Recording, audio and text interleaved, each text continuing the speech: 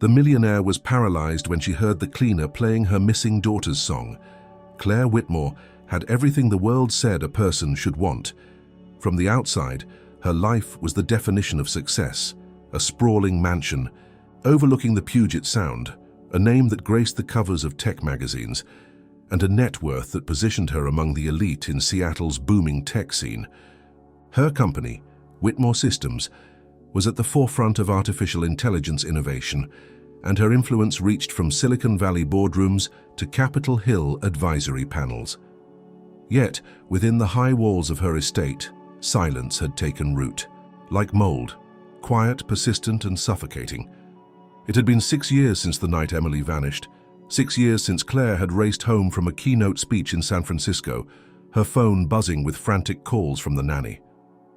The police found no signs of forced entry, no demands, no clues, just an open window in a second-floor bedroom and a trail of uncertainty that stretched endlessly into the dark. At first, Claire had fought with everything she had: money, connections, even a private team of former federal agents. But days turned into weeks, and the media frenzy became a whisper. People stopped asking. The world moved on. Claire did not. In the years that followed, she withdrew from public life. Board meetings became video calls. Interviews were replaced with generic press statements. Her staff shrank to a bare minimum: a personal assistant, a rotating pair of housekeepers, and a groundskeeper who kept to himself. The mansion, once alive with Emily's laughter and weekend parties, now resembled a mausoleum with designer furniture. Claire's days blurred into a routine of automated efficiency. She worked late into the night, monitored stock prices obsessively, and avoided any room that still bore Emily's presence, which was most of them. A few toys remained tucked away in a chest she couldn't bring herself to open. The grand piano in the sunroom hadn't been touched in years. Dust lined the keys like a shroud. She lived in quiet detachment, her emotions packed away like old files, not destroyed, just archived. Her conversations were minimal, her smiles mechanical. She allowed herself no vulnerability. Weakness was a liability, emotion a distraction. Her therapist had called it a fortress built from pain. Claire called it survival. Occasionally something would slip through: a scent, a chord from a song on the radio, a child's laugh in the park when her driver passed through the city. These moments hit her like knives, quick and clean. But she never allowed them to linger. She had trained herself to pivot, to compartmentalize, to endure. That rainy Monday morning began no differently. The sky was gray, the air heavy with the scent of wet pine and distant salt water. Claire moved through her routine like muscle memory. Shower at 6 o'clock, black coffee by 6:30, first round of emails before 7. Her assistant was late, as usual. The house was quiet. Too quiet. She paused at the bottom of the grand staircase. From the far side of the house, near the service wing, a sound drifted into the main hall. Not the usual clatter of cleaning supplies or muffled vacuuming. It was faint, melodic. A tune barely above a whisper, weaving its way through the silence. Claire froze. She knew that melody. It wasn't just familiar. It was specific, personal. Her breath caught in her throat as she followed the sound, her bare feet silent against the cold marble floors. The closer she got, the clearer it became, a haunting progression of notes, delicate yet unmistakable. It was the song Emily used to play. Not a pop song or a lullaby, but something she had composed herself on the piano just months before she disappeared. Claire stopped outside the laundry room. The door was slightly ajar. Inside, a young woman was dusting shelves, humming softly, to herself. Her back was turned, her ponytail swaying with her movements. She was no more than 20, olive skin, slight frame, earbuds half dangling from one ear. Claire's pulse thundered in her ears. She stepped back, her mind scrambling for logic, for reason. It had to be a coincidence. Maybe it was a popular melody she had forgotten, something picked up from a music book or online video. But it wasn't. She knew every note. She had listened to Emily play it 100 times. She had sat beside her on the piano bench, guiding her fingers, praising her progress. No one else knew that song. And yet here it was, resurrected by a stranger in a maid's uniform, sung without thought, as if it were just another tune to fill the silence. Claire's hands trembled. She didn't know what this meant, but for the first time in years she felt something other than grief or numbness. She felt a question forming, sharp, impossible, and urgent. Who was this girl? And how did she know Emily's song? The rain had not stopped since dawn, casting a grey film over the windows of the Whitmore estate. Outside, the grounds were soaked, the trimmed hedges drooping with water, the flagstones slick with puddles. Inside, the melody still echoed faintly in Claire's mind, refusing to dissipate like a phantom insisting it belonged. She paced the edge of the hallway, trying to steady her breathing, trying to suppress the irrational hope clawing at her chest. It was just a coincidence, it had to be, but something about the way the girl sang, it was not just the notes, it was the rhythm, the subtle hesitations, the inflections. It was the soul of the song that matched Emily's so precisely, it unraveled the steel cord Claire had spent years wrapping around her grief. She turned the corner and stepped into the laundry room, not thinking, not planning. The girl turned. With a start, a duster still in hand, eyes wide. She was young, early 20s at most, with soft features and a natural nervousness in her posture. Her name came to Claire's mind from the staff files, Maria Lopez, hired only 3 weeks ago through a domestic agency Claire trusted. There had been no reason to notice her until now. "I'm sorry, I didn't hear you come in," Maria said quickly, stepping back as if she had been caught doing something wrong. "What were you singing?" Claire asked, her voice low but firm. Maria blinked, clearly caught off guard. "Me concentrate when I clean. Just a song I remember from when I was a kid." It helps. Claire took a step closer. "Where did you learn it?" Maria hesitated. "Little. I think she made it up." I'm not sure. I think from a girl I used to know back in Arizona." Claire's chest tightened. "Arizona?" Maria nodded. "Yes, ma'am. A small town near the border. I lived there until I was about 15. The girl, I don't even remember her real name. She said she liked making up songs. This one always stuck with me." Claire's mind reeled. Emily had never been to Arizona, at least not that anyone knew. Her abduction had been treated as a local incident. No border crossings, no long-distance travel, no confirmed sightings past the initial area of investigation. Yet here was a girl humming a melody no one else could possibly know, claiming to have learned it from someone in a different state, a different life. Maria noticed Claire's silence and shifted uncomfortably. "I didn't mean to upset you. I can stop if it's—" "No," Claire interrupted too sharply. Then, softer, something. "No, it's not that. It just reminded me of—" Maria nodded slowly, unsure, clearly wary of this sudden scrutiny. She returned to folding a pile of towels, her eyes downcast, trying to make herself invisible again. Claire stood there for a long moment, watching her. She wanted to ask more. Wanted to demand details, dates, names.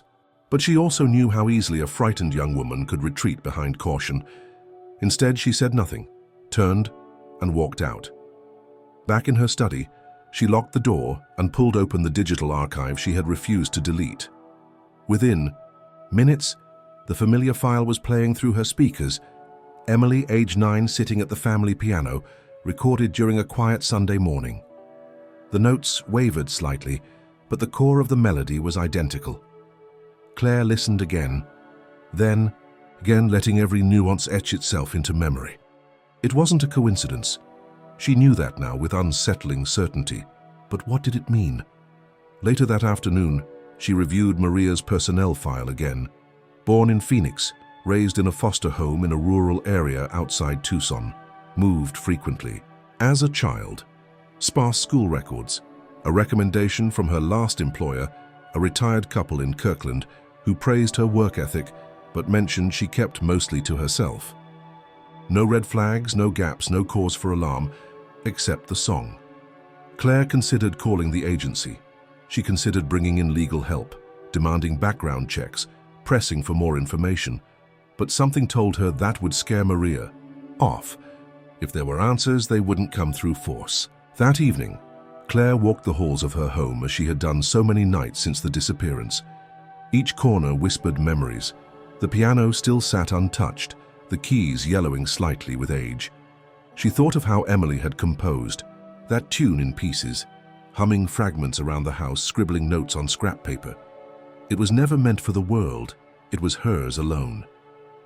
Claire had assumed she would never hear it again. The next morning, Claire woke early, haunted by dreams that left no images, only feelings, loss, hope, fear. She went to the kitchen for coffee and found Maria already there, unpacking groceries. "Good morning," Claire said, trying to sound casual. Maria looked up, surprised but polite. "Good morning, Ms. Whitmore. I just finished with the fridge. There was some expired milk, so I tossed it." Claire nodded. She watched Maria for a long moment before speaking again. "You remember anything else about the girl who taught it to you? That song?" Maria stopped, frowning slightly. "It's hard to say. I was really young, maybe 6 or 7. She was older than me, maybe by a couple of years. She stayed with us for a while, I think. It's all fuzzy now. It was a confusing time." Claire's heart pounded. "Do you remember her name?" Maria hesitated. "Something like that?" "No, not really. She used to call herself something. A nickname, I think." "Lila?" Claire nearly dropped her coffee cup. Lila. That was the name Emily's father used to call her when she was very small. No one else knew it. It was a family nickname, never spoken outside the house, never printed in news reports. It was their secret, something intimate and lost. Claire's composure faltered. "You're sure it was Lila?" Maria nodded slowly. "Name?" "Yes, I think so. It always sounded sweet." She said it was her secret. Claire turned away before Maria could see the tears forming in her eyes. Something had shifted. This was no longer a mystery confined to a haunting melody. It was a thread unraveling a truth far larger, far deeper than she had ever expected to find, and she would follow it wherever it led. The days that followed moved with a quiet tension that hung in the Whitmore mansion like a storm cloud refusing to break. Claire was meticulous by nature, but now her attention turned obsessively toward Maria Lopez. Every move the girl made was subtly watched, every word remembered and cross-examined in Claire's mind. And yet Maria remained entirely unassuming, diligent in her duties, her presence light and nearly invisible as she moved through the house. She never questioned Claire's sudden attentiveness, nor seemed to notice the way the woman of the house had begun appearing more often in the wings she typically avoided. Claire started leaving doors open, not obviously, just enough to catch the sounds of Maria moving about, sometimes humming softly under her breath. Claire never heard the melody again, at least not fully, but every so often she caught fragments, 2 or 3 notes, a familiar pause, the faint rise of a tune too particular to be mistaken. She kept a recorder in her pocket, ready to capture proof, but the girl never sang long enough. It was as if the song had returned only for that one morning, now fading back into the ether. Still, Claire couldn't ignore what had already happened. The melody, the nickname, and now the timeline. If Maria had been around 6 or 7 years old when she heard the song, that would place her encounter with Lila right around the time Emily vanished. The locations didn't add up. Seattle and a rural Arizona town were worlds apart. But children disappear in moments, and not every disappearance leaves a breadcrumb trail. If someone had taken Emily and somehow transported her across state lines without triggering alerts or suspicions, the possibilities were darker than Claire had ever truly confronted. One evening, Claire reviewed Emily's case files again. Every police report, every media clipping, every handwritten note from private investigators. Nothing mentioned Arizona. The search had been localized to Washington state with brief extensions into Oregon and Northern California. The federal agencies had been involved briefly, but without ransom demands or credible sightings, the investigation had fizzled. Claire herself had given up expanding the search radius when the cost began outweighing the hope. But what if the answer had never been in proximity? She needed verification, something solid. That night, she made a call to a former contact detective, Lydia Meyer, retired now, but once the lead on Emily's missing persons case. They hadn't spoken in over 3 years. "I need your help," Claire said plainly. "I thought you didn't believe in hope anymore," Lydia replied, voice as dry as ever. "I don't," Claire said, "but I believe in patterns, and something isn't adding up." Claire explained everything: the song, the girl, the nickname, the location. Lydia didn't speak for a long time after. Then, finally, she sighed. "I'll see what I can pull from old systems. But Claire, after this long, even if it's something, it won't bring her back the way you remember her." "I know," Claire whispered. "I just want to know where the truth ends." The next morning, Claire found Maria in the garden, trimming back lavender bushes in the early sunlight. She watched her from the veranda for a moment. There was a gentleness in her manner, the way she handled even the stubborn plants, as if everything deserved care. Claire walked toward her, slow steps over gravel. "Good morning," Claire offered. Maria turned, surprised but smiling. "Morning, Ms. Whitmore." "Do you like it here?" Claire asked, not bothering with preamble. Maria hesitated, then nodded. "It's quiet, peaceful, different from what I'm used to." "Where were you before Seattle?" "Los Angeles." "Before that, Arizona. I moved a lot." "You mentioned a friend from when you were young, the one who made up that song." Maria wiped her hands on her apron. "Yes. I think about her sometimes. I remember we used to sit under this huge tree near a trailer park. She always had a notebook full of doodles and little music notes." Claire felt a chill creep up her spine. "Do you remember anything else? What she looked like?" "Blonde, pale, freckles. She had a scar on her left wrist, like from a burn. She didn't talk about it." Claire's breath caught. Emily had that scar. A kitchen accident when she was 4. The kind of detail only someone close would remember. "She never talked much about her family," Maria continued. "She said they were gone, that she had to be someone new now. I thought she was just playing pretend." Claire didn't respond. Her pulse roared in her ears. It wasn't just the melody. It wasn't just the nickname. Now it was physical detail, memory, personal history. Back in her study, Claire opened the archives once more. This time she zoomed in on a photo. Emily at age 8, her left wrist exposed, the faint scar clearly visible. Claire printed it. She added it to a new folder labeled only with Maria's name. 2 days later, Detective Meyer called back. "I did some digging," she said, "and I found something odd. A missing persons alert out of Arizona from the same year Emily vanished. Not a child reported missing, one reported found. A girl, maybe 8 or 9, wandering alone outside a truck stop. No name, no ID. Local police placed her in foster care. No national database matches were made. No connections to known cases. They called her Jane Doe for a while. Eventually, someone unofficial adopted her. The files were never updated properly." Claire gripped the edge of her desk. "Do you have a copy of the report?" "I'm sending it now, but Claire, this kind of case falls through the cracks all the time, especially in small towns with overworked systems. If it's her, someone knew how to keep her hidden." Claire opened the email as it arrived.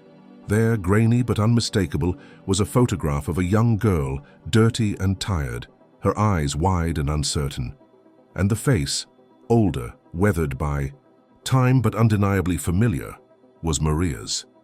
Claire leaned back in her chair, overwhelmed. The pieces were lining up too precisely to ignore. The song, the scar, the name, the place. A lost girl found. A found girl who never knew she was lost. And Claire could no longer pretend it was all just coincidence. The next morning arrived, with an eerie stillness, the kind that seemed to hang too long between shadows and sunlight. Claire sat alone in her private listening room, a glass of untouched tea resting beside her on the antique side table. The photo Detective Meyer had sent her was laid out in front of her, along with printed snapshots of Emily from 6 years ago. Her hands, usually steady from years of executive precision, trembled ever so slightly as she examined the images side by side for the 100th time. It wasn't just the physical resemblance. That in itself might have been dismissed as coincidental. Children change, and memories can deceive, but there were deeper signs, subtler parallels. The curve of the jawline, the arch of the left brow, the slant of the chin that matched Claire's own, and the eyes, those wide, deeply set eyes, looked not only like Emily's but like Claire's grandmother's, a family trait that had skipped her own mother and landed with emphatic certainty in her daughter's face. She closed the files and turned toward the old stereo system mounted against the far wall. It was where Emily's recordings had been stored, on digital files now, yes, but Claire kept the original analog tapes for reasons she never cared to explain, even to herself. She selected the reel marked Emily September and pressed play. The hiss of the tape filled the room, followed by the soft, hesitant notes of a young girl finding her way through the opening bars of a composition only she could understand. Claire listened, motionless, absorbing every pause, every restart, every imperfect, beautiful mistake. It was not only music, it was memory rendered in sound. She had been there when Emily played it, had sat in this very room while her daughter composed, erasing and revising with the fury of someone too young to articulate what was burning inside them. That melody was not taught. It was born in this house. And yet, Maria had reproduced it, humming, play it with such accuracy, such emotion, that it chilled Claire to remember. It wasn't merely the notes. It was the phrasing, the pacing, the weight given to specific sequences that no child would ever pick up from listening only once. Maria hadn't mimicked the song. She had lived in it, the same way Emily once had. Claire turned off the stereo and rose to her feet. The silence that followed felt accusatory. She left the room and walked briskly to her office, locking the door behind her before pulling up security footage from the past 2 weeks. She watched Maria move through the halls, cleaning, folding, organizing with quiet discipline. Nothing odd, nothing suspicious, just a young woman performing her job.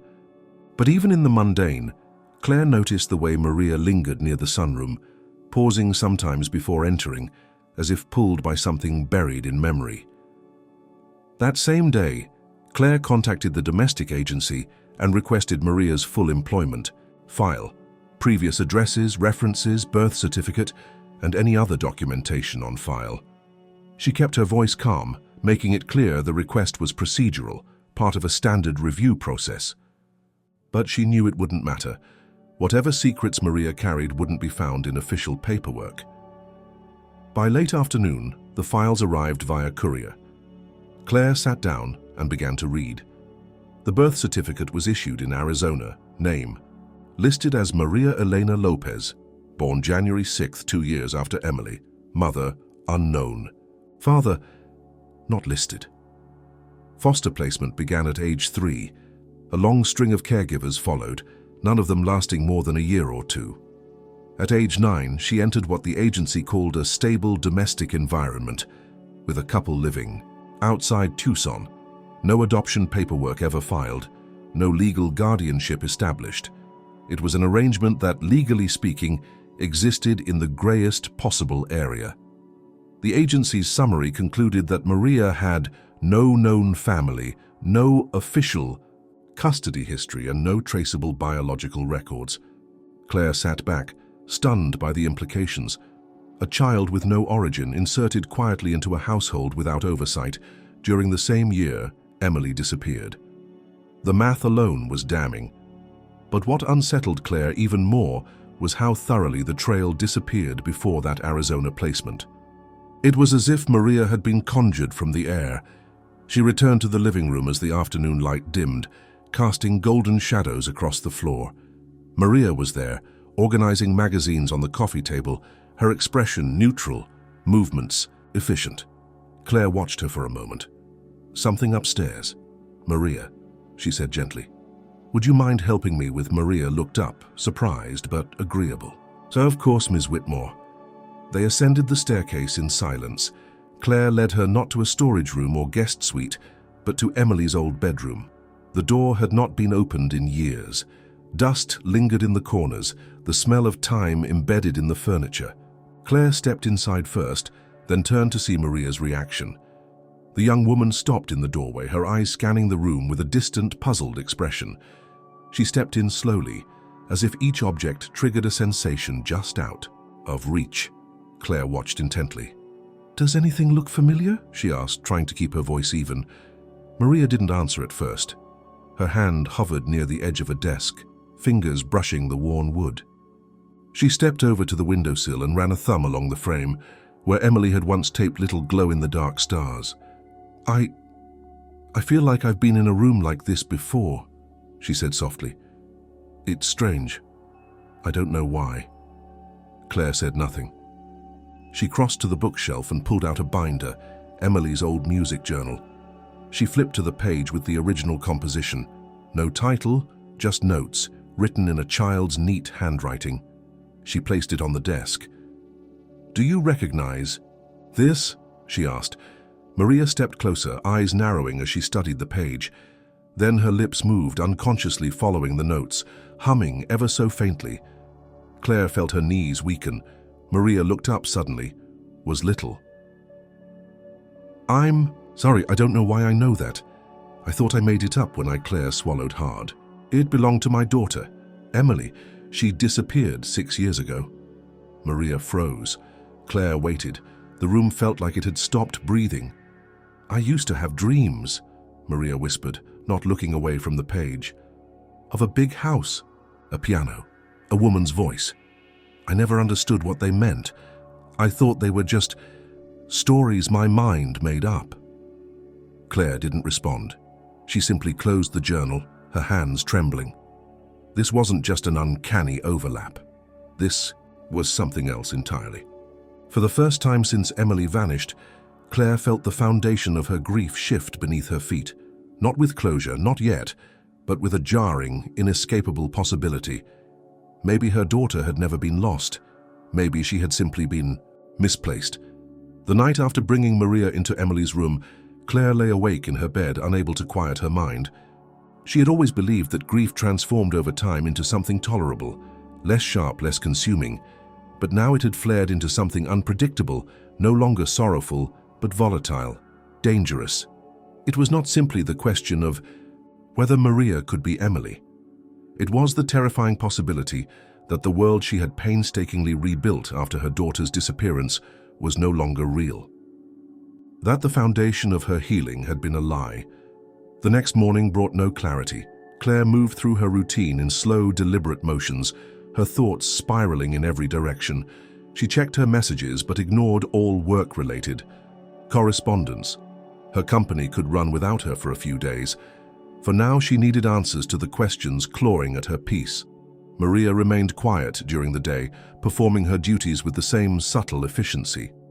But Claire noticed the way she avoided eye contact, how she paused longer than necessary before entering any room. Something had shifted between them. The visit to Emily's room had stirred something inside Maria, and even if she didn't yet understand it, she felt it. In the afternoon, Claire decided to test the waters further.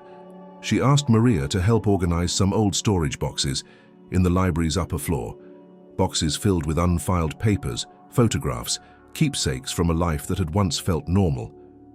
Maria agreed without hesitation.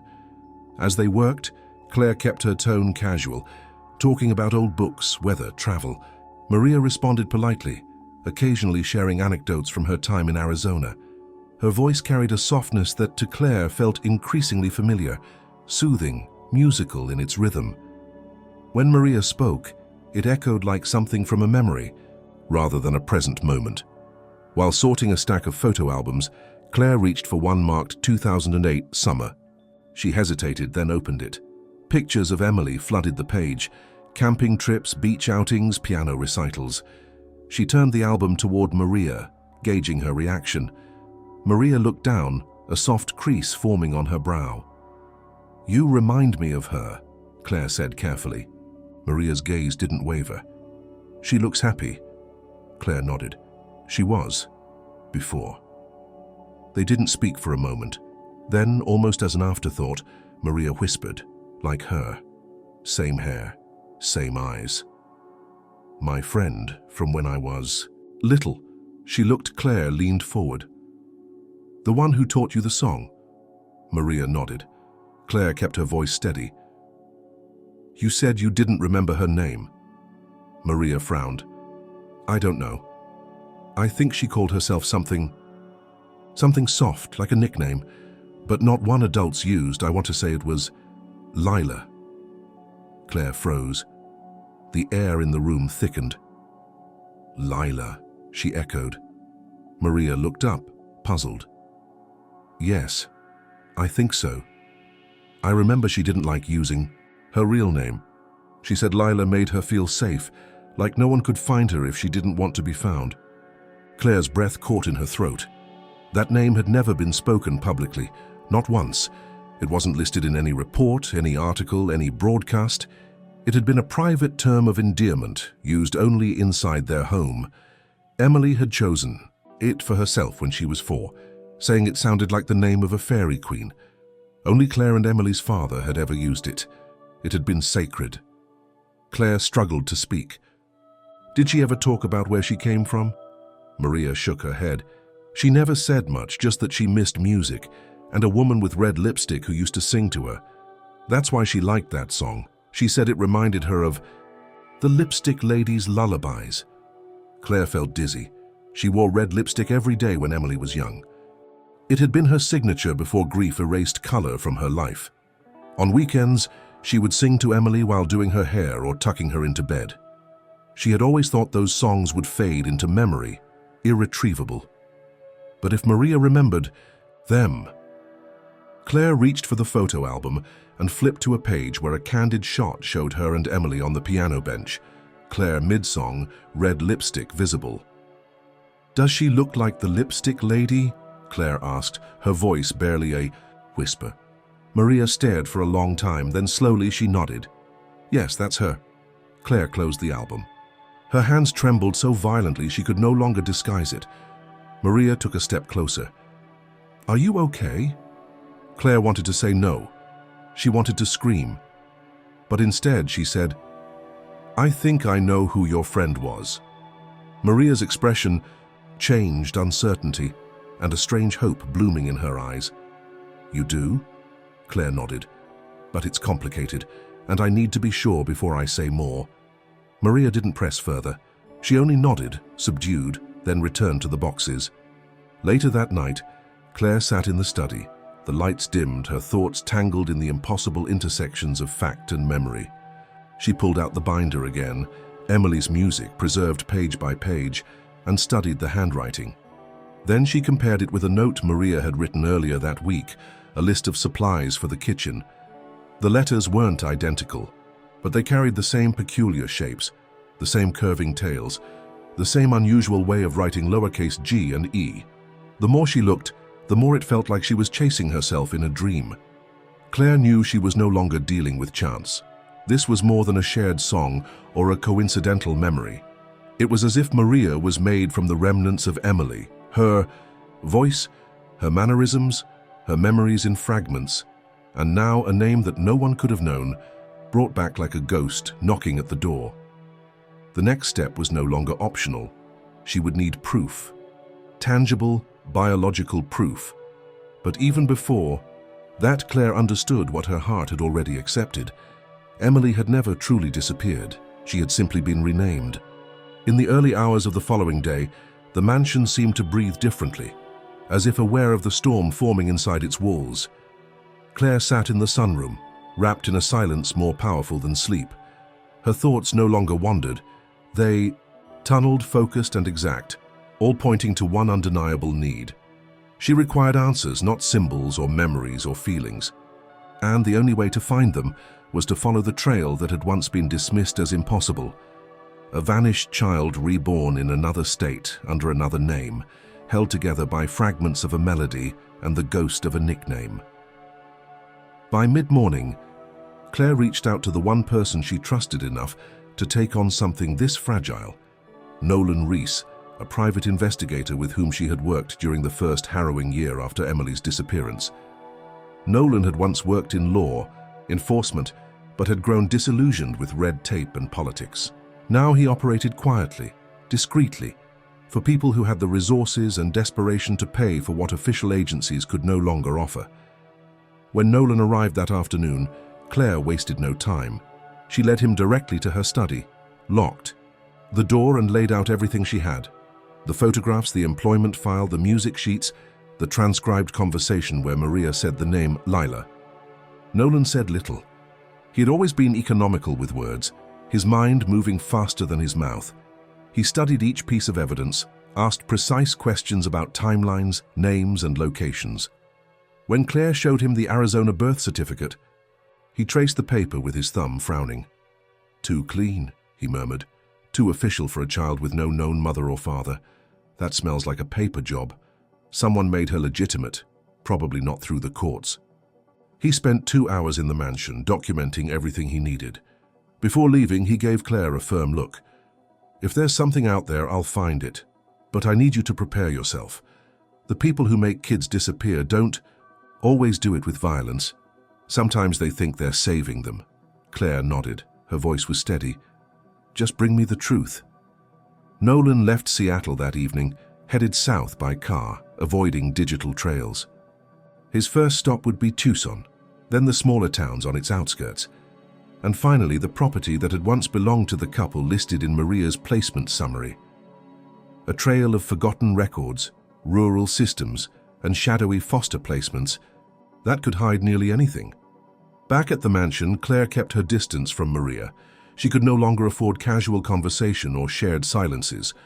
Everything felt like evidence now. Every gesture, every glance, every accidental turn of phrase. Maria had sensed the shift and responded by withdrawing as well. Their interactions were polite but hollow, each of them circling a truth neither was ready to confront aloud. 3 days passed before Nolan called. "I found the couple," he said. "They're gone. Left the property over a year ago, and no one in town knows where they went. But I did track down an old neighbor. She remembered the girl, said they called her Mari, and she always looked like she didn't belong." Claire gripped the phone. "What else?" "She said the couple took her in after someone left her at a gas station. No papers, no police involved. Just brought her home and kept her. When she asked where the girl came from, the woman said she'd been sent from heaven. Creepy, if you ask me." Claire closed her eyes. "Do you have a location?" "Yeah, the gas station is still there, outside a town called Sierra Hollow. And get this, the date on the neighbor's memory? It lines up exactly with the week Emily vanished." The connection struck Claire like a blow, not just similar timing, identical. The missing report filed in Seattle matched the week Maria had supposedly appeared in Arizona, without name or past. What had once seemed improbable now felt chillingly exact. "Keep going," she said. Over the next 2 days, Nolan dug deeper. He found old receipts and transaction logs from the gas station. A handwritten report, never digitized, described a girl found wandering barefoot near the edge of the highway. The officer who filed it had since retired, but Nolan tracked him down in a nearby town. The man, now in his 70s, remembered the incident clearly. "She was scared but quiet," the former officer recalled. "Know where her mommy went. Didn't cry. Just kept saying she didn't." Claire listened to the recording of the conversation multiple times. She recognized the stillness in the girl's voice described by the man, the numbness that came from being too young to understand trauma and too alone to process it. Maria had no recollection of this event, at least not consciously, but the signs were there, in the way she flinched at loud noises, the way she never touched doors with her full hand, the way she always made sure to close curtains at dusk. On the 5th day, Nolan called again. "I found something. You're going to want to sit down." Claire sat. There was an unofficial adoption done through a local church. No legal paperwork, just a pastor and a community family agreement. The couple who took Maria, John and Meredith Caldwell, claimed she was abandoned and told the church she was the child of an addict who had overdosed. They were never questioned. Claire said nothing. The names were meaningless, yet the story was suffocatingly plausible. "I also found an old school photo, 3rd grade, her first year in formal education. She's listed as Maria Lopez, but Claire, it's her. It's Emily. The resemblance is beyond coincidence. I'm sending you the image now." When the picture arrived, Claire stared at it for a long time. The girl in the photograph had longer hair, darker from the Arizona sun, and wore a second-hand dress that didn't fit. But the eyes were Emily's. So was the smile, uneven, hesitant, and slightly defiant. Claire didn't weep. She didn't tremble. She simply sat very still, realizing that the moment she had imagined countless times where she found her daughter, or at least the truth of her, was no longer a fantasy. It was now a matter of choice. She had found the shadow of her past, and it was alive. The next morning broke with a pale, diffused sunlight slipping between the blinds of Claire's bedroom. She sat upright in bed long before the alarm, watching the changing patterns on the wall as if trying to decode a message sent by the day itself. She had not slept, nor had she wanted to. Every moment of rest seemed a betrayal of the revelation, taking shape inside her. Maria might be Emily. The past was no longer buried, and now the only thing left was confirmation, truth not guessed, but uncovered in motion, with eyes wide open. She dressed with deliberate care, not in her usual sharp business attire, but in something more neutral, dark jeans, a sweater, flat shoes. She looked at herself in the mirror and saw not the tech mogul or the grieving mother, but someone else entirely, a woman on the edge of finding what had once been unfindable. Downstairs, Maria was in the kitchen, folding a tea towel. She glanced up as Claire entered, her expression unreadable. "I have to go out of town," Claire said simply. Maria tilted her head slightly. "Do you want me to keep the house running while you're away?" "No," Claire said. "I want you to come with me." Maria blinked, caught off guard. "Me?" Claire nodded. "It's a legal matter. An old property I still own in Arizona. Complicated history. I need someone I can trust to help manage some paperwork and inventory. You're discreet and efficient. I'd rather not involve anyone else." Maria hesitated. "I haven't been back to Arizona in years." "That's partly why I asked," Claire said carefully. "Help. You know the area better than I do. It would—" Maria looked down at her hands, silent for a moment, then nodded. "All right." They departed before noon in Claire's private vehicle, driven by a trusted security professional who asked no questions. Claire had already arranged for Nolan to meet them outside Tucson. The plan was simple: spend 2 days near Sierra Hollow, observe Maria's reactions, and confront what could no longer be dismissed. The drive was long and quiet, hours of shifting landscapes and unspoken tension. Claire kept glancing at Maria, watching her responses to every passing town, every unfamiliar sign. At first, Maria was composed, even relaxed. But as the scenery grew more arid and the cacti began to appear along the highway, her demeanor began to shift. Her fingers fidgeted. Her eyes darted to places as though trying to remember something she could not name. When they passed a rusted old gas station just off the freeway, Maria visibly flinched. Claire said nothing. They arrived at a modest guest house near the edge of Sierra Hollow, nestled among dusty oaks and winding gravel roads. Nolan was already there, pretending to be a local real estate agent, assisting Claire with the management of her supposed property. He greeted Maria with polite distance and kept to his role flawlessly. The first evening, Claire took Maria on a walk through the nearby town center. It was small, unchanged in decades. The shops looked the same as they had in the photographs Nolan had provided. The diner, the pharmacy, the church, all frozen in time. Maria walked beside her quietly, occasionally glancing at storefronts with furrowed brows. When they passed the church, she stopped. "I've seen this before," she said under her breath. Claire turned to her. "When?" Maria shook her head slowly. "This. When I was little." "I don't know. Maybe a dream. Or I used to draw a place like Claire watched her closely." "Let's go in." The church was open, empty in the late evening hours. Inside, the air was heavy with the scent of candle wax and dust. Claire sat beside Maria in a pew, both of them surrounded by silence. "This is familiar," Maria said quietly, tracing the edge of the hymnal holder with her fingertip. "I used to sit here, I think, with a man." Claire's throat tightened. "What man?" "I don't know. Not my father. But he said I could call him that if I wanted. He always told me not to talk about before." Claire didn't respond.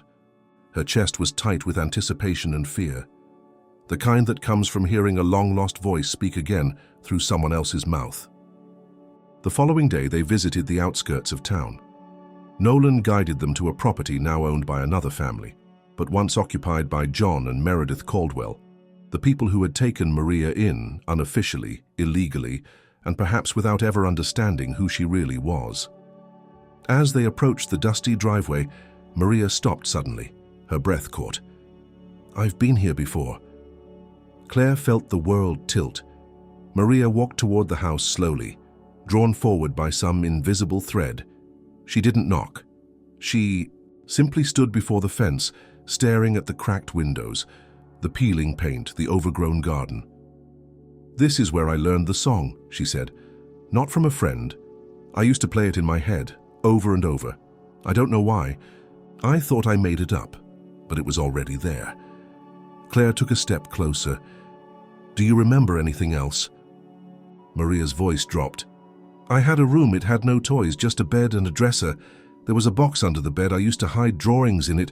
One was of a woman in red lipstick." Claire's heart nearly stopped. Later that night, after dinner, Maria approached Claire on the patio of the guest house. "Something's happening to me," she said. "I don't know what it is. I feel like I'm remembering things that never happened, but they feel real. Like I'm watching someone else's life play in my head." Claire met her eyes, steady and solemn. "Maybe they're not someone else's." Maria didn't reply. Her hands were shaking. Claire stood. "There's more I haven't told you, but I will, soon." She turned and went inside, her heart pounding. The moment was drawing closer, the moment when possibility would become certainty, when all the fragments would lock into place. Maria had not simply been lost. She had been taken from one world and dropped into another, and now the truth was demanding to be heard. The second morning in Sierra Hollow arrived with a dense fog curling through the trees behind the guest house. Claire stood at the window, watching the mist drift past the outlines of the hills, her mind already deep within the labyrinth of what the next hours might reveal. Maria still slept in the room down the hall, unaware that the final pieces of her forgotten past were closing in around her. Today, Claire would witness the last turn of the key that might unlock the truth, whether Maria Lopez was truly Emily Whitmore. Nolan arrived just before 9 o'clock, his expression subdued but resolute. He handed Claire a folded paper, a printout of a digital copy of a local church record Nolan had unearthed after an overnight visit to a dusty archive. The record was handwritten and barely legible, but it was enough. A note confirming that John and Meredith Caldwell had accepted guardianship of an unidentified child, female, approximately age 8, following a community referral. No birth name recorded, no mention of authorities, only a single line scribbled in the margin. "Placed in care for her safety." "Her safety," Nolan said, shaking his head. "Checked." No one followed up. Classic euphemism for cutting corners. No one. Claire stared at the document, fingers tightening around the paper, to explain this away. "We're running out of things. I think it's time to talk to the man himself." "You found him?" Nolan nodded. "John Caldwell, living alone now, somewhere near the Mexican border. Meredith died 3 years ago. He's not listed anywhere official, but I made contact through an old friend he agreed to meet, says he remembers Maria." Claire didn't hesitate. "We go today."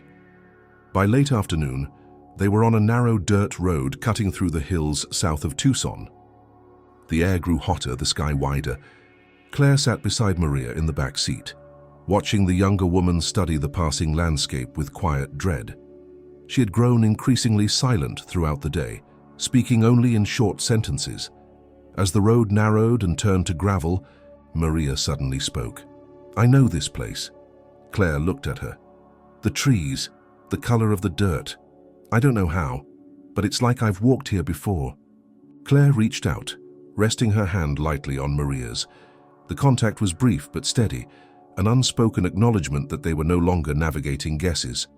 This was now memory's territory. The house they arrived at was modest, sun-bleached, and wind-worn, standing alone in a stretch of desert brush.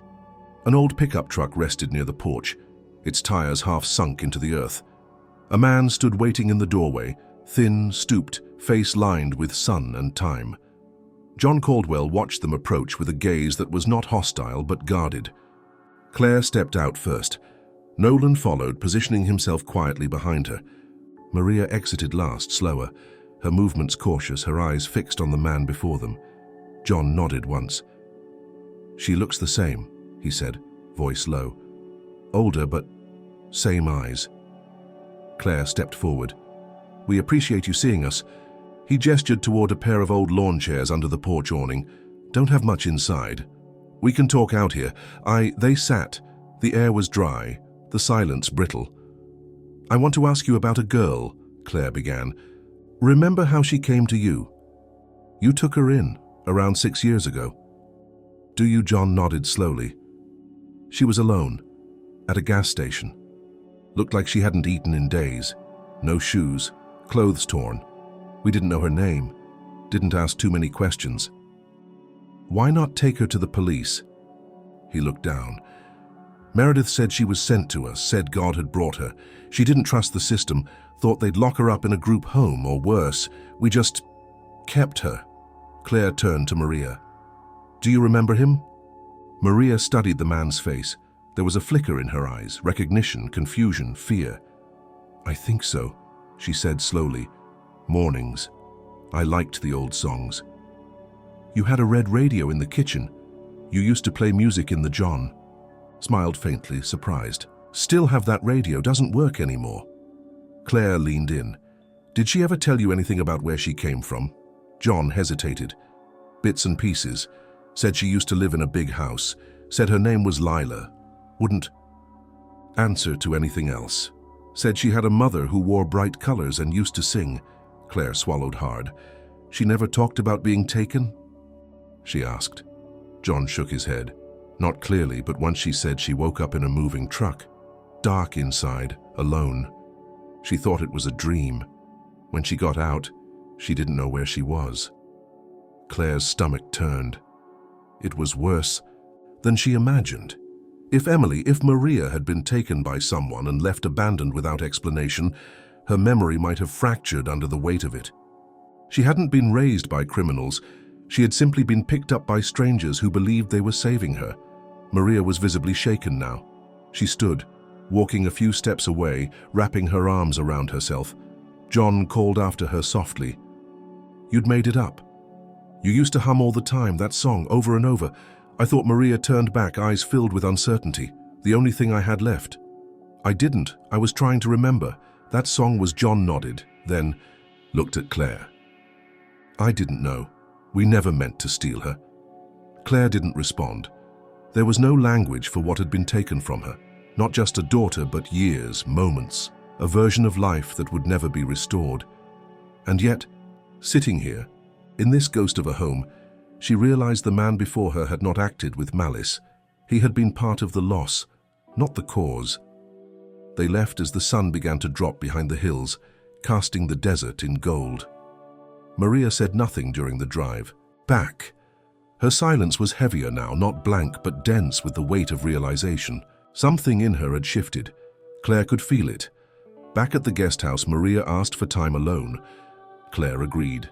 She watched her walk into the night, down the gravel path toward the edge of the property. When Maria returned nearly an hour later, her eyes were red, her expression unreadable. "I think I need to know who I really am," she said. Claire nodded, and just like that, the past, so long hidden, rewritten by strangers and silence, began to open. Not with certainty, not yet, but with the first step into what could no longer remain unknown. Ria Screever, the return to Seattle, was marked by silence, the kind that didn't beg to be filled, but instead demanded to be honored. Maria sat by the window, watching the scenery blur past with an expression that had matured in just a matter of days. She wasn't merely quiet. She was listening to something internal, a hum beneath her thoughts, something awakening in her that she hadn't had words for before. Claire sat across from her, equally withdrawn, though her thoughts raced. With anticipation, the next step would not rely on testimony, intuition, or emotion. It would come down to what could be seen, what could be remembered, what could be confirmed in the face of undeniable evidence. Back at the mansion, Claire dismissed the rest of the staff for the weekend. She didn't want distractions. She didn't want explanations. What she was about to show Maria wasn't for anyone else to witness. She prepared the room herself, the small sitting parlor just off the main hallway, where the light from the garden filtered in soft and warm. On the coffee table, she placed a leather-bound photo album and a stack of old scrapbooks Emily had made. She hadn't opened them in years. Even touching the covers had once been too painful. Now it was necessary.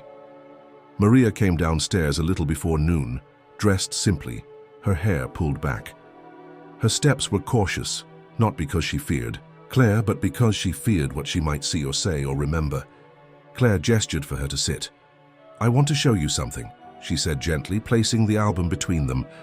Maria looked hesitant, but she nodded. Claire opened to the first page. There was a photo of Emily at 5 years old, grinning, through a missing tooth, arms stretched wide in the backyard of this very house. Maria's eyes narrowed. "I know that tree," she said quietly. Claire didn't respond. She turned the page. Each spread held images of Emily's early years, birthday parties, school projects, piano recitals, family trips to the coast. Maria leaned closer, eyes tracing the details. Her brow furrowed, then smoothed, then furrowed again. At times she touched the page, as if needing to confirm that what she saw wasn't imagined. "I remember this cake," she whispered at one point, fingers resting on a picture of a unicorn-themed 7th birthday. "I didn't like the frosting." Claire glanced at her. "We had to scrape it off and replace it with strawberries." Maria blinked, stunned by the confirmation. "How do I know that?" "You lived it," Claire said, voice steady. Maria shook her head slowly, confusion mixing with awe. "Not really, just flashes." "But I don't remember these events." Claire opened a scrapbook next, one filled with drawings and childish handwriting. It had been Emily's favorite.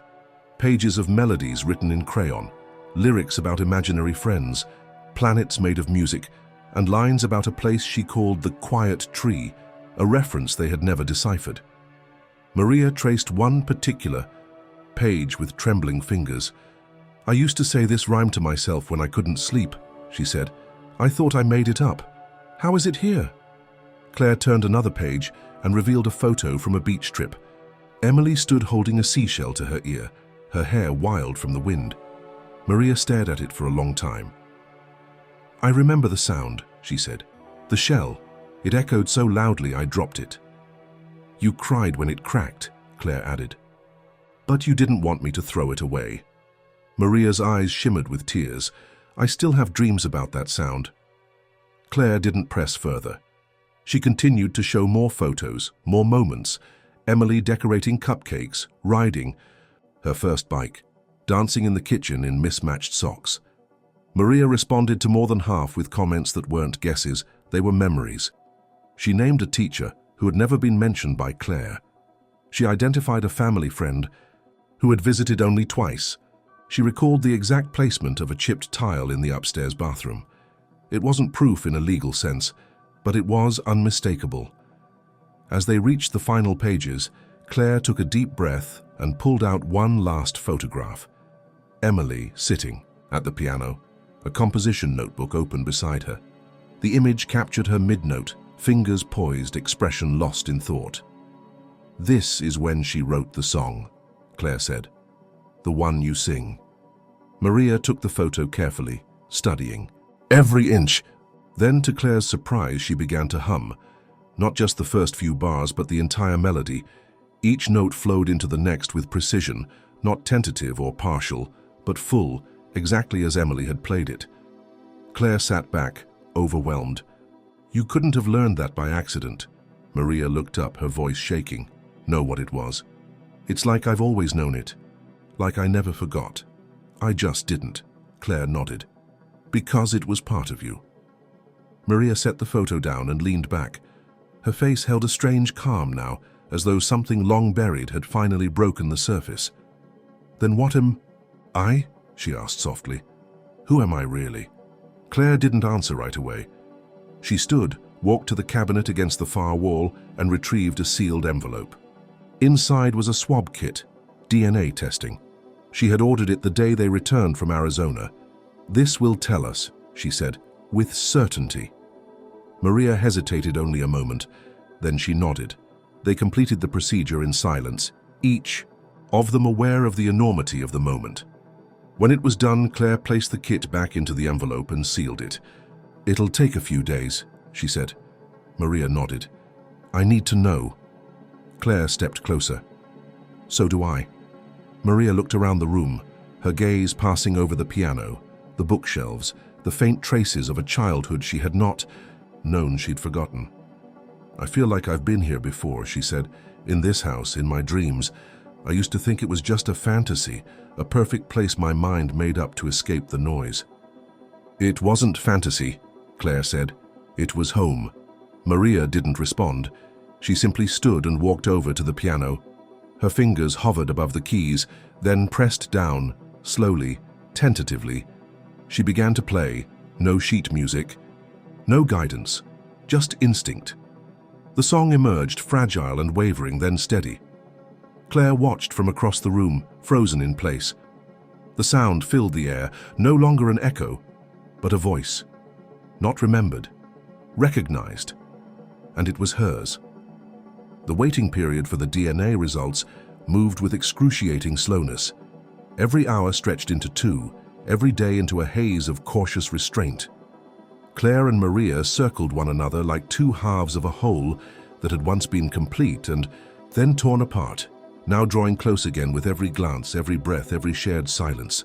The mansion, long silent in its emptiness, now carried a strange kind of echo. Footsteps in harmony rather than isolation. Voices in conversation that carried the weight of both the present and something deeper, something unspoken. Claire did not press Maria for more memories. She had seen enough. The way the young woman carried herself, her gestures, her reflexive habits, placing her hand on the banister in exactly the same way Emily used to, tilting her head when deep in thought, humming not just the melody, but the harmony Claire had, added to the song all those years ago. These were not coincidences. These were lived patterns resurfacing like driftwood from a submerged past. But even so, Claire knew none of it would matter if Maria herself could not believe it. It didn't matter what Claire saw, what photographs proved, what melodies returned. The truth would only become real when Maria accepted it as her own. And for that to happen, the confrontation had to be direct. On the third night after sending the test, Claire invited Maria into the drawing room, the room Emily had once called her thinking place, filled with long windows and soft couches and the scent of cedar from the old wooden chest that had belonged to Claire's grandmother. They sat across from each other, firelight flickering between them. Claire held nothing in her hands, only the steadiness of her gaze. Maria, too, looked prepared, though her eyes betrayed the storm underneath. "I think it's time I told you everything," Claire began. Maria nodded once. "Okay." "My daughter's name was Emily Whitmore. She disappeared 6 years ago. No one could find her. We searched everywhere. Locally, statewide, even overseas. There were no leads, no evidence. It was as if she had vanished into air." Maria looked down. Her hands trembled slightly. "You appeared not long after," Claire continued, "in Arizona. With no parents, no legal guardianship, just there. A girl with no past. A girl who called herself Lila. Who sang a song only Emily ever composed. Who had a scar in the exact place Emily was burned as a child. Who wrote the same letters in the same way." Maria's voice was barely audible. "I thought I was adopted, that my real family didn't want me." "They didn't know where you were," Claire said gently. "You were taken from them." Maria's breath caught. "Whoever left you at that gas station didn't leave a note, didn't speak up. You were placed in a home that never asked questions. You were renamed, given a new birth certificate, and told your past didn't matter, but it did. It matters now." Maria looked up, her eyes filled with something primal, fear, hope, denial, longing. "You're saying I'm not Maria?" "I'm saying you were never just Maria," Claire said. "You are Emily, my Emily." Silence wrapped around them, thick and absolute. Maria stood and began pacing. Her footsteps were uneven, her thoughts moving too fast for words. "This doesn't make sense," she said. "I don't remember everything. I see flashes, but they're not full. It's like I'm watching someone else's life. I don't feel like her. I don't know who she was." Claire stood as well. "You don't have to remember everything right away. That's not what makes it true. You are who you are because of the life you've lived, both the part you remember and the part you've lost. Maria turned toward the fire, arms crossed tightly. I don't know how to be her, she whispered. Copied a song? What if I'm wrong? What if I'm not her? What if I'm just some girl who Claire walked slowly across the room and placed a hand on Maria's shoulder. You asked me who you really are. You said you wanted to know. And now that the truth is in front of you, I won't force you to take it. But I see you, I see my daughter in everything you do. And whether you choose to believe it now or not doesn't change what is real. Maria turned, and her expression was raw, proof that can't lie. Then I need proof, not songs, not memories. I need... You'll have it, Claire said. Soon. Maria stepped back, her voice hoarse. What if the test says I'm not her? Then we keep searching, Claire said. But if it says you are, then we start again together. Maria nodded slowly. Her face was a mixture of exhaustion and something more vulnerable. Resignation, maybe, or courage. I'm scared, she admitted. So am I, Claire whispered. They didn't speak again that night. Maria retreated to her room. Claire remained by the fire until dawn, her mind looping over every moment, every possibility. She knew the test would arrive within days. She knew the truth was barreling toward them. And she knew, regardless of the result, everything had already changed. Because some truths were bigger than proof. Some identities couldn't be found, in blood alone. But still, the confirmation mattered. It had to. The package arrived late on a Wednesday afternoon, its presence unassuming and small, an ordinary envelope placed atop the mahogany table by the entrance, indistinguishable from the stack of mail beside it. Yet, to Claire, it might as well have been glowing. Her fingers hovered over it for several seconds before she dared to pick it up. Inside was the result of the DNA test that had been mailed out nearly a week ago. No branding, no dramatic seal. Just a folded document and an answer that had the weight to either cement or shatter everything. She carried the envelope to her study and sat with it in her lap, untouched. The house was still. Maria was in the garden, tending to the rose bushes. That had gone neglected since the beginning of spring. Claire could see her through the window, sleeves rolled up, her movements calm and focused. She looked peaceful, unaware of the paper that now held her history. Claire didn't open it right away. Instead, she sat motionless for nearly an hour, turning the envelope over in her hands like a relic. She had imagined this moment countless times since Emily had vanished, had visualized the sudden discovery, the dramatic phone call, the weeping reunion. None of those fantasies had prepared her for this quiet scene, for the stillness of real life. No orchestral swell, no breathless climax, just truth waiting silently on a sheet of paper. When she finally opened it, she read the words once, then again, then a third time. The language was clinical, devoid of emotion. A match. 99.99% certainty. Maria Lopez and Emily Whitmore were genetically identical in all the places that mattered. Claire did not cry, she did not smile. She merely closed her eyes and let the confirmation settle in her chest like the final piece of a long-missing puzzle. She had known, of course, every mother knows, but knowledge without proof is fragile. Now she had both. She found Maria still, in the garden, kneeling in the dirt, unaware that the very soil beneath her feet was no longer the ground of a stranger, but her own home. Claire waited until Maria noticed her. I have it, she said simply. Maria stood slowly, wiping her, hands on her jeans. Her face was pale, tight with apprehension. Okay. They returned to the sitting room together. Claire handed her the paper without ceremony, giving her space. Maria read it, her lips moving silently over the words. She didn't blink. Her hands trembled, only slightly. So it's true, she whispered. I'm Emily. Claire nodded. Maria sat down heavily, the document still in her hands. Her breathing grew shallow, her eyes vacant, as if her mind was recalibrating the entire scaffolding of her life. I don't feel like her, she said. You don't have to, Claire replied softly. How you feel like you, that's all that matters. I don't know how to go back, I don't even know what back is anymore. Claire joined her on the couch. Then we don't go back. We go forward, together. Maria looked at her, searching her face. I don't remember calling you Mom. You did thousands of times. I want to believe that. I don't know how. Claire placed a hand gently over hers. Have to rush anything. There's no manual for this, no perfect path. We don't.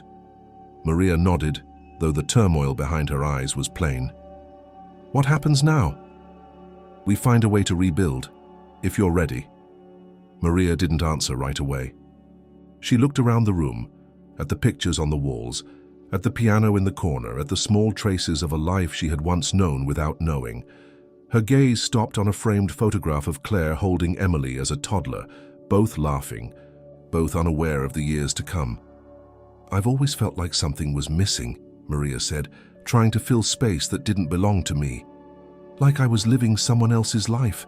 And now I know why. They sat in silence, the enormity of the truth pressing against them like a third presence in the room. Claire didn't try to make it easier.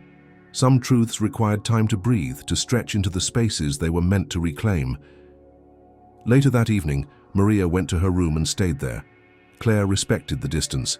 She knew the girl, her daughter, needed time to grieve for the version of herself she was now shedding, for the life that had been built on an absence instead of a presence.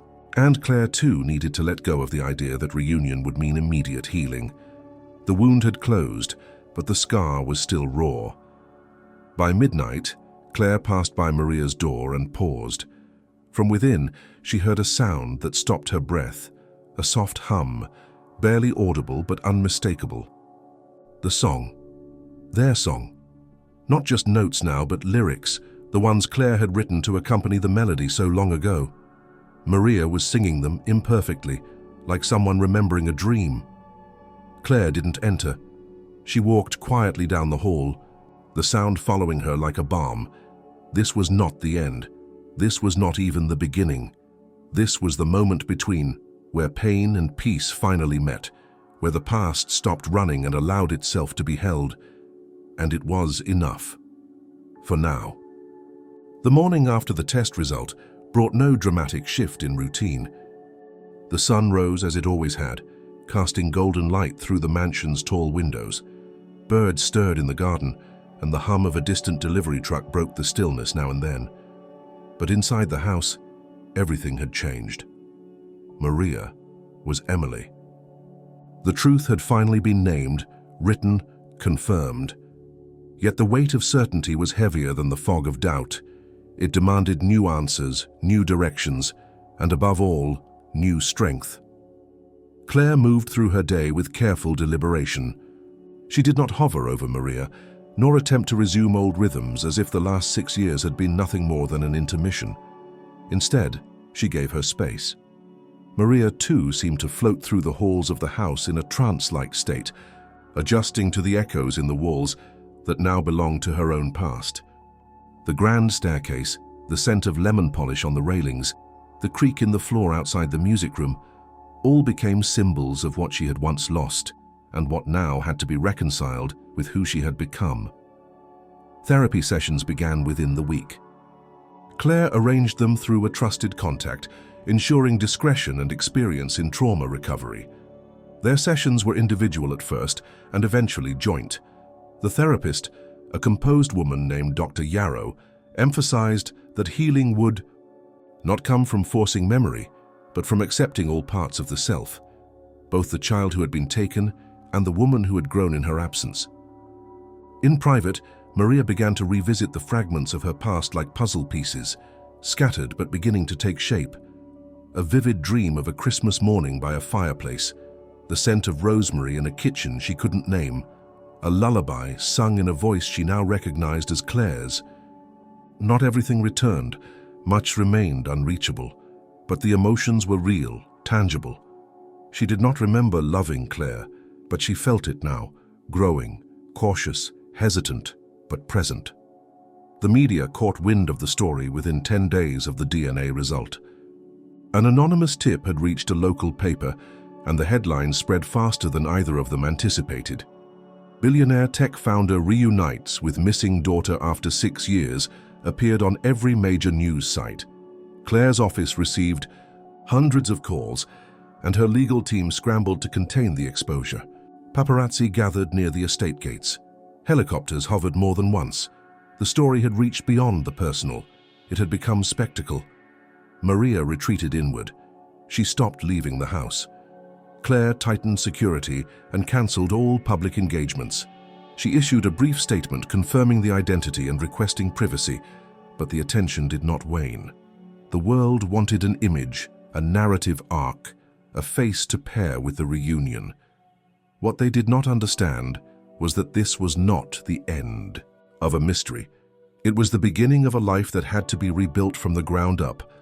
The man who had taken Maria, who had found her on that roadside and passed her off as abandoned, vanished as soon as the story broke. Authorities in Arizona began their own investigation, trying to determine whether he had trafficked other children, or if Maria's situation had been a one-time concealment. Nolan followed leads but found nothing. The trail ended near the southern border.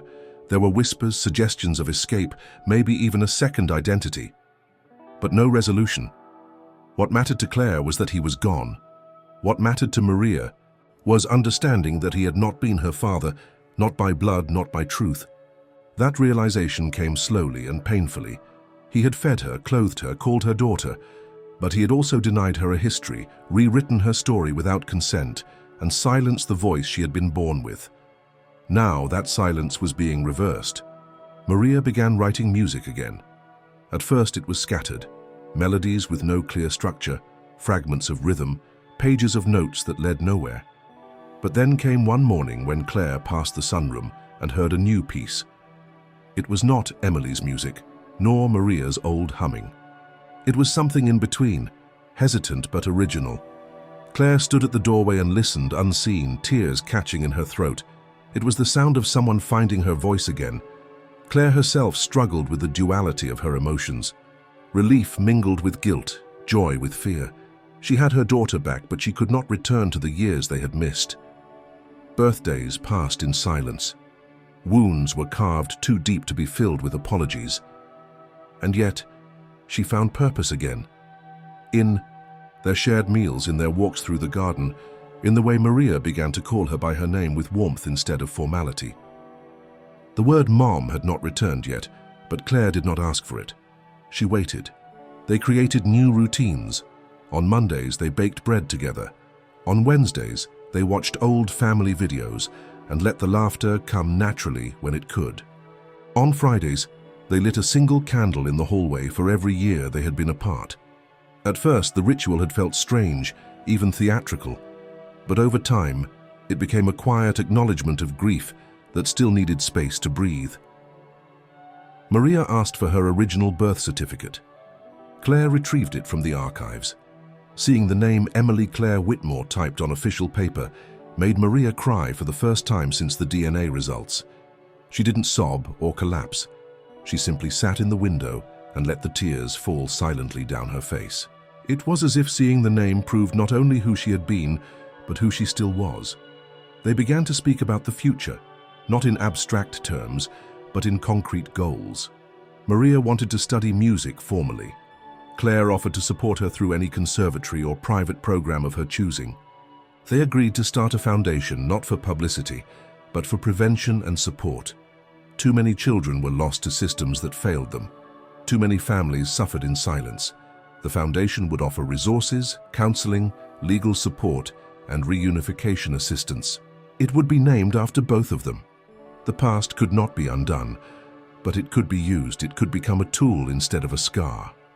For the first time in years, the mansion felt alive, not busy, not loud, but lived in. Claire no longer wandered the halls in solitude. Maria no longer felt like a guest. The space between them had not vanished, but it was shrinking, reshaped daily by trust, by stories, by music. Together, they were not rebuilding what had been lost. They were building something entirely new. Not as it was, as it should be. The spring air arrived gently that year, threading through the branches of the Whitmore estate with the grace of a story retold with hope. Days lengthened, windows opened, and the rooms that had once held echoes now resonated with new sounds. Footsteps not made of sorrow, laughter emerging from uncertainty, and music, always music, rising through the halls like breath. It had been 3 months since the DNA test confirmed what the heart already knew. Claire had her daughter back, Emily had found her name, and Maria had not been erased. She had become part of something greater than either identity alone. She chose to keep both names. After a long evening of reflection, Emily sat across from Claire in the garden and explained it not as a compromise, but as a declaration. Maria Lopez kept me alive. She learned how to survive. Emily Whitmore is who I was born to be. I won't leave either of them behind. Claire, who had been prepared for any answer, simply nodded and embraced her. And so it was decided. Emily Maria Lopez Whitmore would be her full name.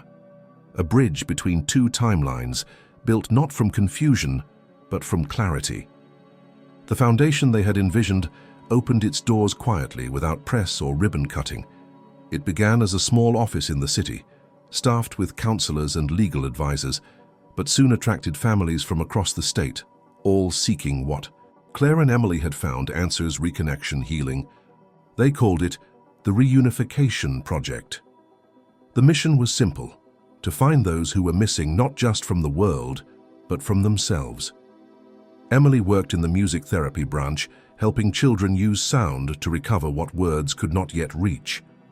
One afternoon in June, Claire entered the music room and found Emily at the piano.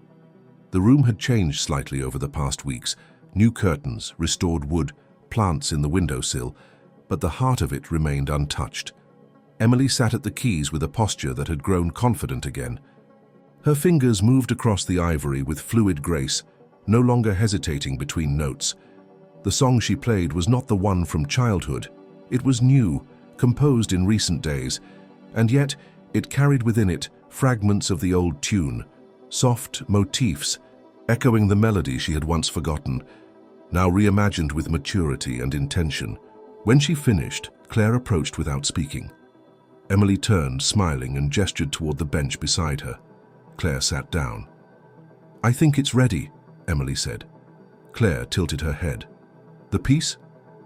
Emily shook her head gently. "The memory." They did not need to say more. On the first day of summer, they held a private recital at the Foundation's community center. Only a handful of guests attended. Families reunited, staff, friends, no press, no announcements. Just a gathering of those who understood that stories are not always told in words. Claire introduced her daughter with quiet pride, her voice steady but full. "She is not who she was. She is not only who she became. She is every piece, every silence turned into sound. Please welcome Emily." Emily walked to the stage alone and sat at the piano, her eyes closed for a brief moment before her fingers found the keys. The music began with a whisper. The old melody, familiar and haunting, emerged first, fragile and beautiful, untouched. Then came the transformation. Chords deepened, rhythms shifted, and the piece blossomed into something richer, layered with years of experience, grief, discovery, and grace. It was not just a composition, it was a reclamation. By the final note, the room was still. Not a single clap broke the silence. Only after several breaths did the audience rise, not to cheer, but to honor. Emily stood, bowed her head, and walked from the stage without looking back. Outside, the evening light spread across the sidewalk in golden ribbons. Claire caught up to her on the steps. "Was that the one you wrote last week?" she asked softly. Emily nodded. "It's called Reunion." "With time," Claire smiled. That's exactly what it was. In the weeks that followed, life settled into something almost ordinary. Claire returned to her board meetings, though she no longer traveled as frequently. Emily began mentoring younger musicians at the local conservatory, helping them find their voices without fear. They shared meals, morning walks, quiet hours reading beside each other. They were not trying to reclaim what had been lost. They were choosing what to create next. One morning, while organizing her closet, Claire came across a small dust-covered music box that had once belonged to Emily as a child. She wound it carefully, and the tune played. Slow, tinkling, imperfect. She placed it on the mantel in the living room without comment. That evening, she found Emily standing beside it, listening. "I remember this," she said, not turning. Claire joined her. "You used to fall asleep to it." Emily touched the edge of the box. "Left me. It's strange. I forgot it. Completely. But now it's like it never." Claire didn't reply. She didn't need to. In late summer, Emily officially changed her legal name. The paperwork, though bureaucratic and dull, felt monumental. The signature, Emily Maria Lopez Whitmore, marked the moment not of transformation, but of integration. She framed the document and placed it in the hallway, not for display, but as a reminder. Truth does not erase what came before. It weaves it together. As the year drew to a close, Claire stood at the doorway of the music room once more, watching. Her daughter, no longer lost, no longer uncertain, rehearsed for a new performance. This time it would be public. This time it would be loud. And Claire was ready. So was Emily. Because now the song no longer carried pain. It carried presence. And in that presence, both mother and daughter had found the only reunion that truly mattered. Time itself reclaimed.